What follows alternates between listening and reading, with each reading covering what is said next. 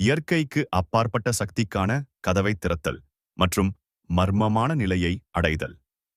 இன்று அண்ணா என்ற பெண் ஆரோக்கியமான, ஆற்றல் மிக்க, மகிழ்ச்சியான மற்றும் நிலையான நபராக இருக்கிறார்.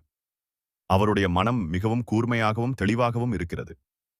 ஆன்மீக ரீதியாக அவர் தனது தியானங்களில் மிகவும் ஆழமாகச் செல்லும் அளவிற்கு வளர்ந்துள்ளார் மற்றும் பல அமானுஷ்ய அனுபவங்களை பெற்றுள்ளார்.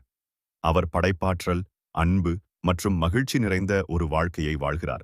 நரிபினார்ல அவர் 20க்கும் மேற்பட்ட சிகிச்சையாளர்களை கொண்டு ஒரு வெற்றிகரமான மனநல மருத்துவ நிறுவனத்தை நிறுவினார்.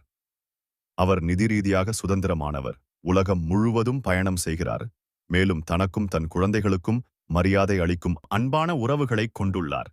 அவரிடம் அவருடைய கடந்த கால உடல்நலப் பிரச்சனைகளைப் பற்றி கேட்டால், அந்த சவால்கள்தான் தனக்கு நடந்த மிகச் சிறந்த விஷயம் என்று கூறுவார்.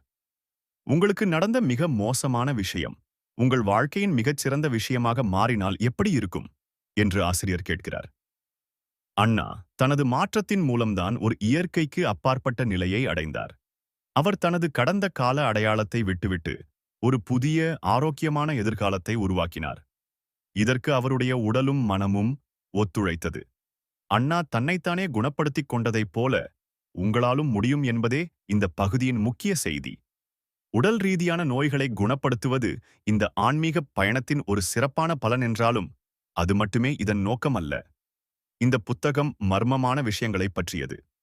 குணப்படுத்துதலைப் போலவே மாற்றத்தை ஏற்படுத்தக்கூடிய ஆனால் ஆழமான மட்டத்தில் செயல்படும் ஒரு யதார்த்தத்திற்கு உங்கள் மனதை திறக்க ஆசிரியர் விரும்புகிறார்.